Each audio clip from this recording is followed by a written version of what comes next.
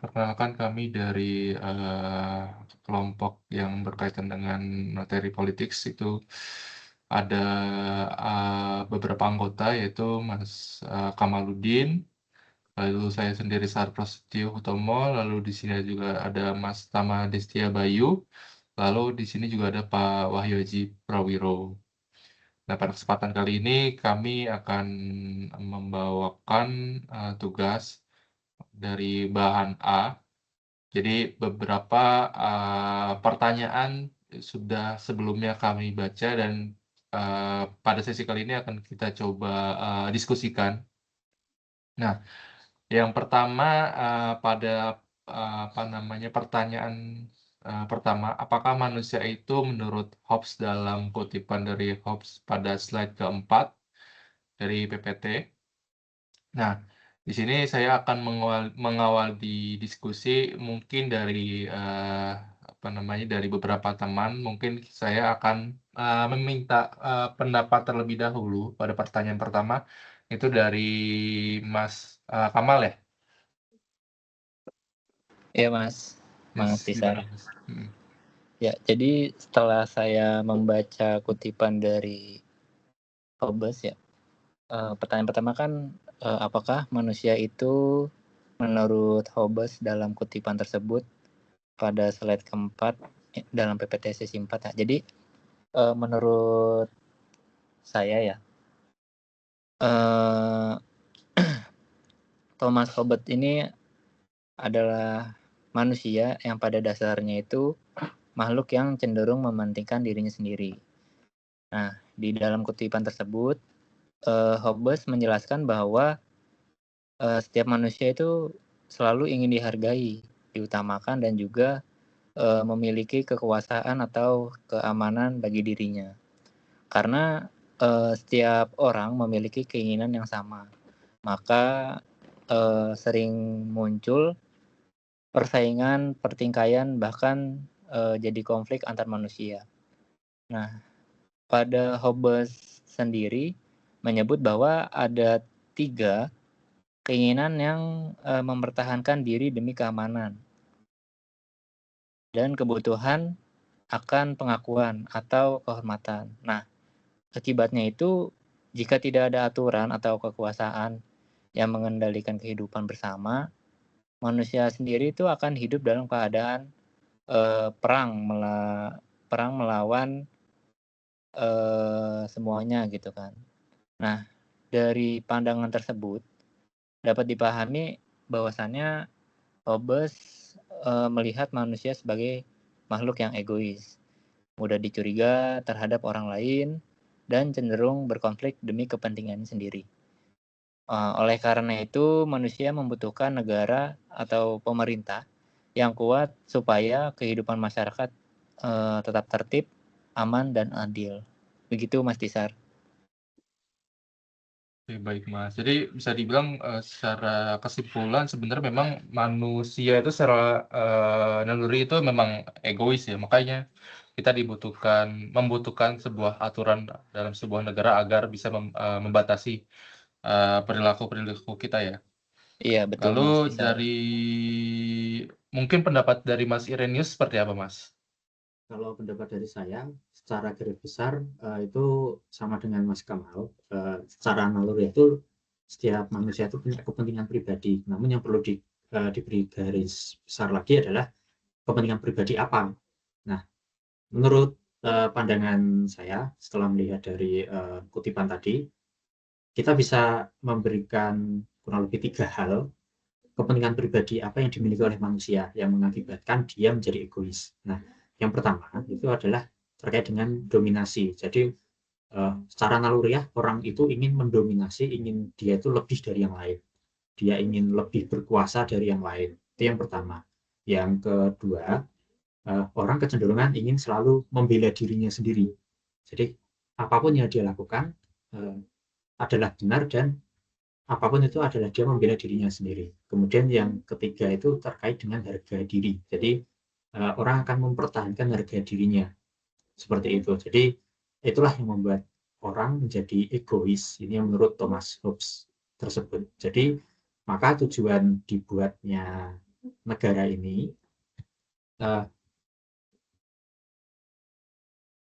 Jadi manusia itu menurut Hobbes sendiri adalah manusia yang egois karena didasari 3 hal dasar tadi. Maka dari itu apa yang bisa membuat orang menjadi tidak egois? Nah, ini diperlukan aturan-aturan kuat dan ketat yang mana itu bisa membatasi keegoisan manusia sendiri. Mungkin menurut saya seperti itu. Terima kasih.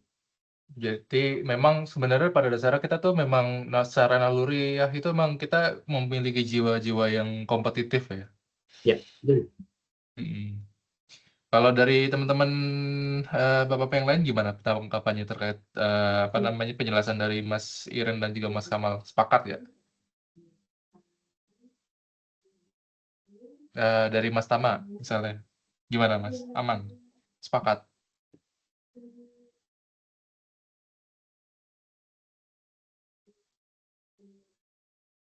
Oke, lanjut ke pertanyaan yang kedua. Yang kedua di sini pertanyaannya adalah mengapa manusia disebut hewan politik ya menurut Harvey? Kalau menurut saya coba jelaskan ya menurut point of view saya. Sebenarnya manusia itu disebut hewan politik itu setelah saya baca sebenarnya mereka itu memang memiliki kecenderungan alami ya untuk hidup dalam berkelompok dan juga berinteraksi sosial. Ini menurut Harvey, tapi tidak hanya dalam perilaku memerlukan kelompok dan juga sosialis, tetapi juga menginginkan pengelolaan bersama itu seperti memutuskan peraturan ataupun batasan-batasan ya. Di sini bisa dibilang ingin memiliki peran dalam hal tersebut. Kalau menurut saya sih seperti itu sih. Kalau menurut Mas Tama gimana Mas? Oke, jadi kalau menurutku dalam buku A Student Guide to Political Philosophy, jadi kenapa manusia itu disebut hewan politis? Karena manusia itu merupakan makhluk yang dibekali kemampuan berbicara, tapi di sini bukan sekedar untuk mengeluarkan suara, tapi manusia melalui bahasanya dapat berargumen mengenai moralitas seperti konsep adil dan tidak adil, yang mana itu nantinya dapat menjadi sebuah fondasi untuk sebuah komunitas politik. Terus juga menurutku selain itu, manusia juga tidak bisa hidup secara mandiri. Nah, sifat politis manusia ini muncul karena kodratnya menuntut kita untuk hidup dalam sebuah tatanan masyarakat. Tidak hanya demi bertahan hidup, melainkan untuk mencapai kehidupan yang baik. Dari aku itu. Berarti kita memang nggak bisa, sepertinya memang tidak bisa hidup sendiri-sendiri ya, dan kita memang satu sama lain membutuhkan membutuhkan interaksi lah. Nah, kalau dari siapa? Untuk pertanyaan dua ini dari Mas Irenus ada tanggapan nggak?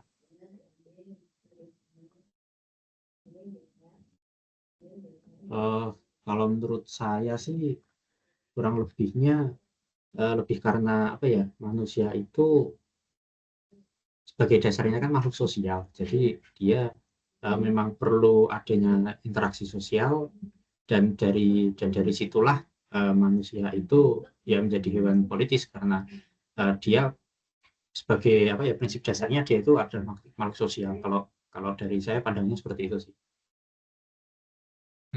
Tapi memang yang agak membuat saya bingung kenapa disebutnya hewan ya, kayak gitu sih. Ya itu hal yang menarik sih. Memang Agak kita unik ya, perlu, mungkin nanti bisa agak kita unik. Nah, jadikan bahan untuk betul dicari tahu kali ya. Nah, Oke, baik. Selanjutnya, kira-kira dari yang pertanyaan nomor 2 ini ada tanggapan nggak dari teman-teman yang lain sebelum saya pindah ke pertanyaan nomor 3? Sepakat ya berarti ya? Oke, baik. Jadi untuk yang nomor 3 ini terkait dengan referensi. Jadi sebenarnya apa sih tujuan berdirinya sebuah negara menurut Plato? Oh, di sini sorry, ada Plato, Aristoteles, Hobbes, dan Rousseau. Jadi rumusan pandangan tiap filsuf tuh memang bisa dibilang apa namanya diminta untuk dibuat kutipan ya. Dan dari Pak Wahyu, halo Pak Wahyu.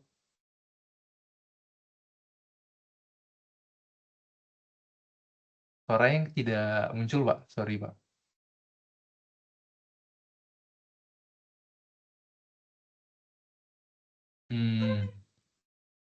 Mungkin apa ada sedikit trouble ya. Jadi mungkin yang nomor 3 bisa ke Mas Irenius dulu kali ya sambil nunggu Pak Wahyu ya. Gimana Mas Irenius? Oke.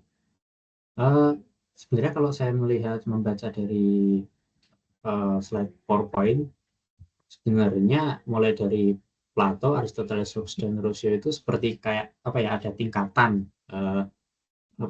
tingkatan dalam kebutuhan manusia. Jadi kalau dari Plato itu lebih kepada pemenuhan kebutuhan dasar. Jadi contoh kayak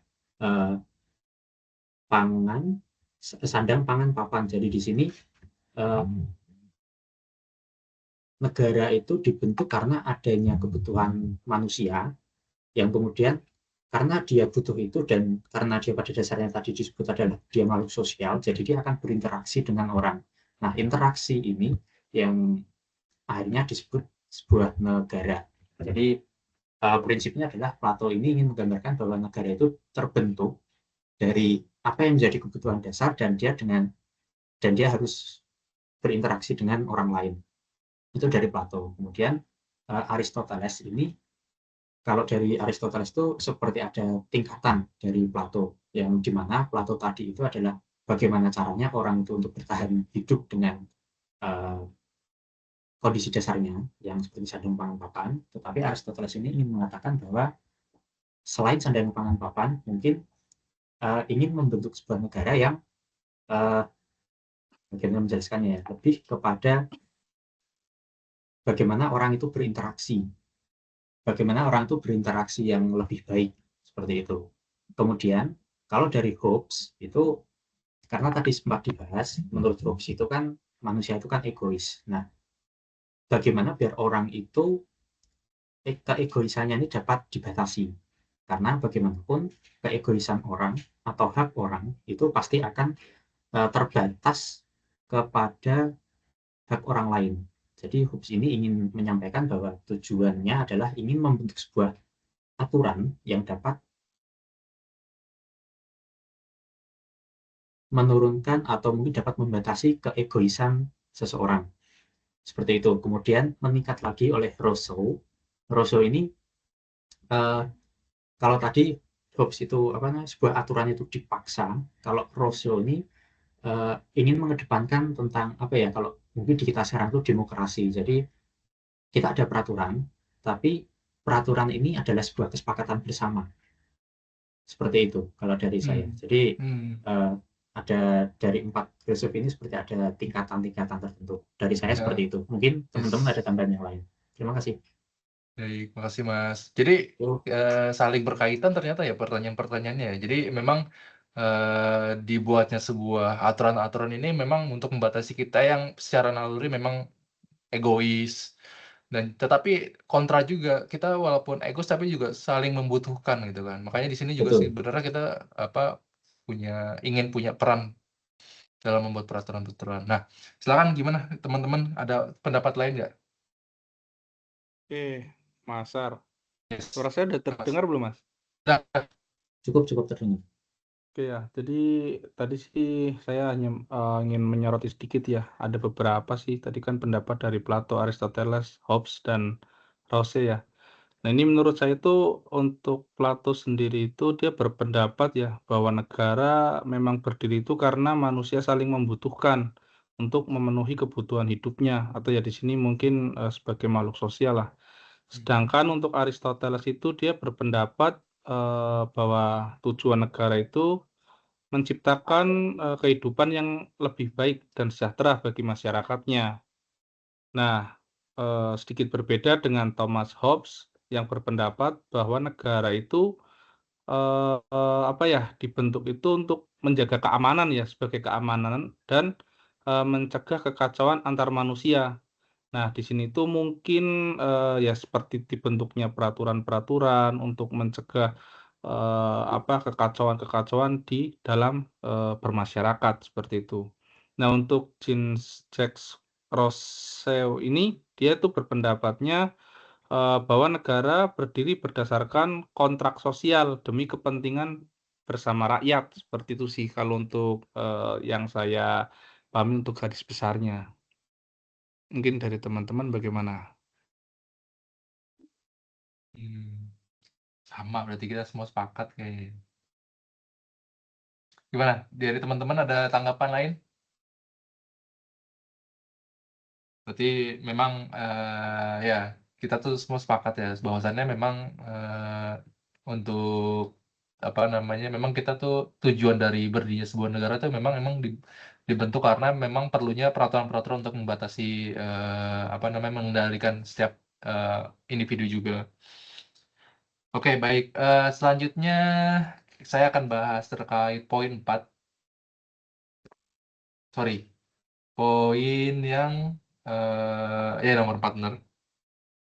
Nomor 4 ini di sini kita diminta untuk merumuskan pandangan 2-4 kata saja dari tiap filsuf.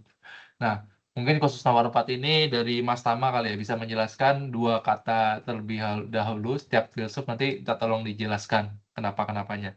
Gimana Mas Tama pendapatnya? Oke, boleh. Itu kan ada 4 filsuf. Jadi yang nomor 4 ini aku sendiri tahu mau dibagi 2 gitu. Oh, silakan Mas, nggak apa-apa kalau misalnya mau jabarkan semuanya nggak apa-apa.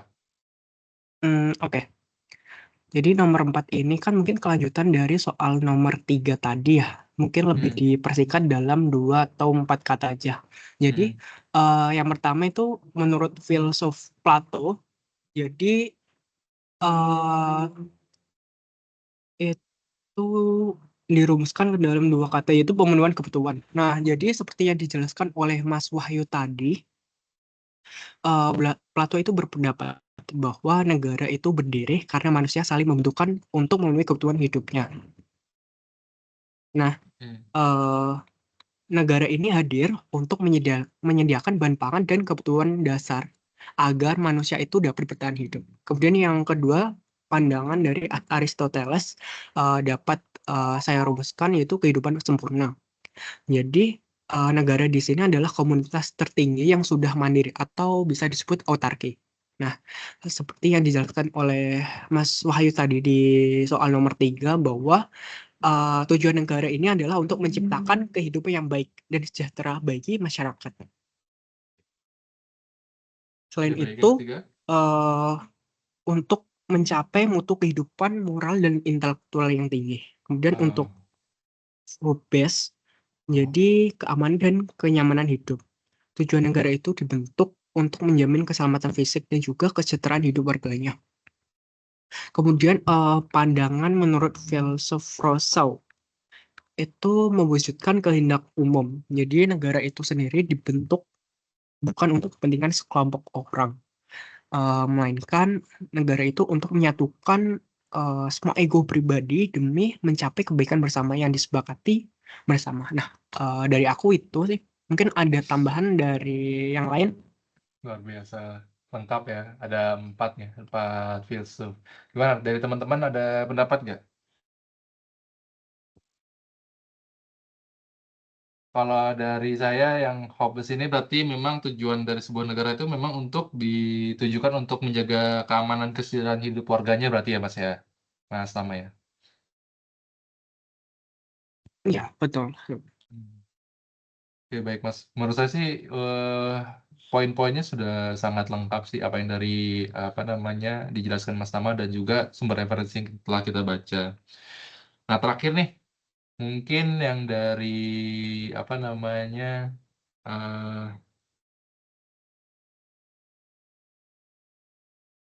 nomor 5 kali ya. Kan sorry.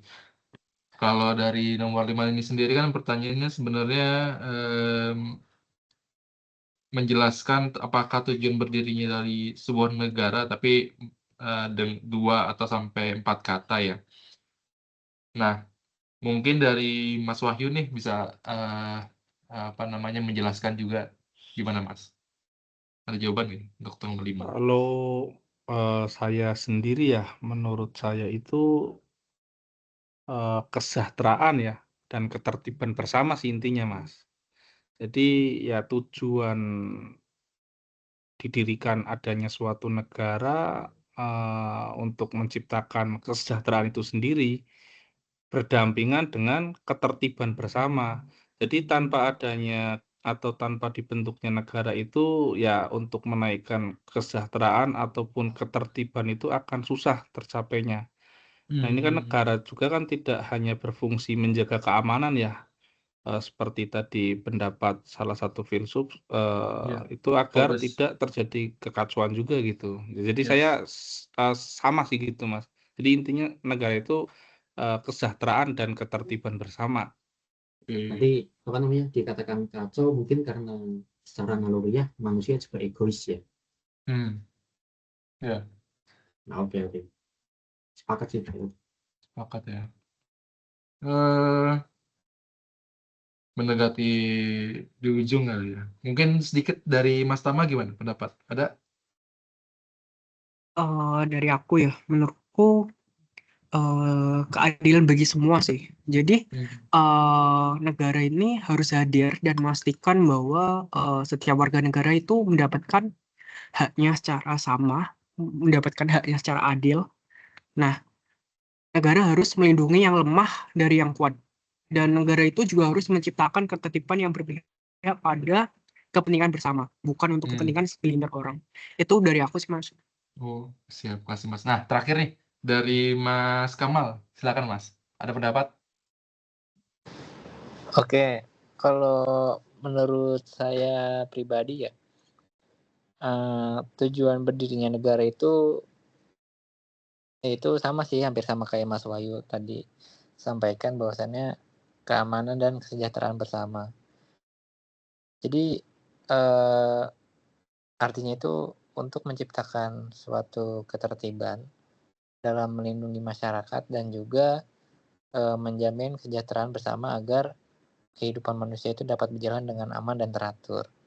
Kalau menurut saya sih itu sih Mas Tisar. Hampir sama Mas Wahyu sampaikan tadi barusan. Oke, baik Kurang Mas. lebihnya nggak jauh beda.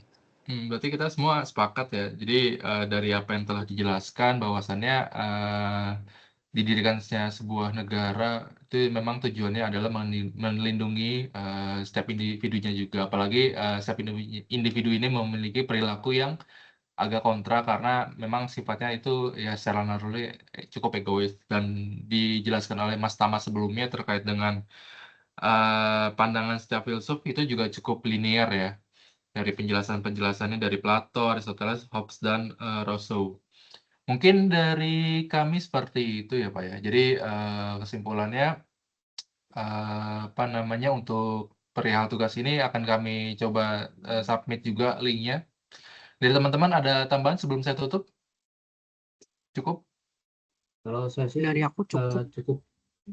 Oke, cukup. Baik, terima kasih semuanya. Selamat siang. Oke, terima kasih ya. Oke, thank you semua. Terima kasih. Siang. Masih.